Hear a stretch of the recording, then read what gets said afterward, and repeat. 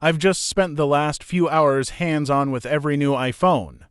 So that's the way better than expected iPhone 17, this shockingly thin new iPhone Air, and then the big boys, the 17 Pro and Pro Max. I'm not going to lie to you. After the very slow event last year, this one is a complete reshuffle. Like, this one changes how I see the entire iPhone lineup because it starts with the basic iPhone 17, which, when you first look at it, it's almost identical to the iPhone 16 last year. The same camera layout, the same buttons, super familiar design. But then you turn it on and you realize this is not a basic iPhone anymore. In fact, this is a full-on Pro iPhone now, like the display. It's got the same size body. And while there were a lot of announcements, the devices that had my attention immediately were the iPhone 17 Pro and Pro Max. Also, the 17 Air, but we already published a hands-on video of that, which, by the way, you can check out by clicking the card here in the upper right corner. Now, real quick before we talk about the hands-on, I do want to just let you know that if you can take 2 seconds to subscribe to the channel, it would mean a lot. So, if you want to see all those videos that are coming in the next few weeks or month, please be sure to subscribe. You don't want to miss it. The first thing I noticed when I picked one up is just how solid and premium these iPhone 17 Pro and Pro Maxes really feel in the hand. Apple really nailed the weight and balance of the materials here. It's one of those devices that just immediately feels like a high-end product the second you hold it. The new design plays a big role in that. The camera bump, or what is now being referred to as the plateau, now stretches across the entire back. But instead of the usual glass island, Apple integrated it into the aluminum frames. Actually, the aluminum wraps around the entirety of the phone and even surrounds the camera lenses. The glass that's kept on the phone is actually just around the Apple cutout, which is also for wireless charging. It creates this kind of two-tone look that in person is just really sharp. I think it's one of the better iPhone designs that we've seen in the last few years.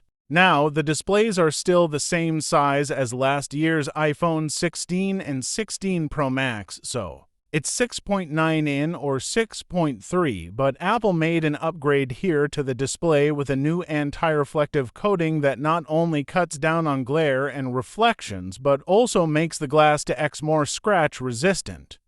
It's subtle, but when you're using the phone in bright light, it's something that you'll really appreciate. Now, in this lighting here, there's lots of overhead shiny lights. And at angles you'll see on camera, you'll still see a lot of reflections, but when you're looking at it in person, especially head-on, it's a lot less noticeable than it looks here on camera. It's definitely not like a nano extra display or anything like that, but it definitely does help a little bit on cutting down some of those reflections. On the inside, we've got the A19 Pro chip, 12 gigs of RAM, and the iPhone 17 Pro Max specifically packs a massive battery that Apple says can last up to 37 hours of video playback. Whatever that means in real-world use, the trade-off is that it is a bit thicker than what it was before, but honestly, I'll take a little extra thickness if it means better endurance for the battery. Now, colors this year are also a pretty big topic and stand out in my opinion. Obviously, I'm a huge orange fan. We all know this.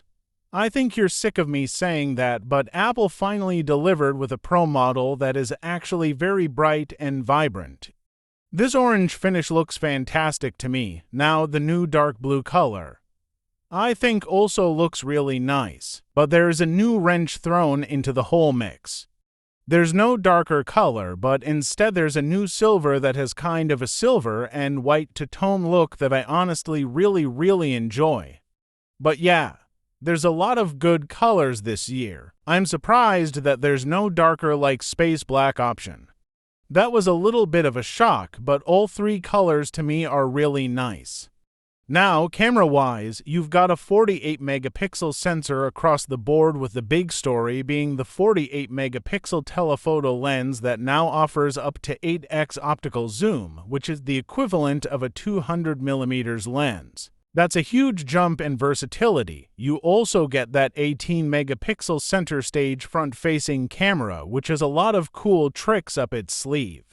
Really just one that I really enjoy, and that's the fact that you can take portrait and landscape selfies without having to rotate the phone.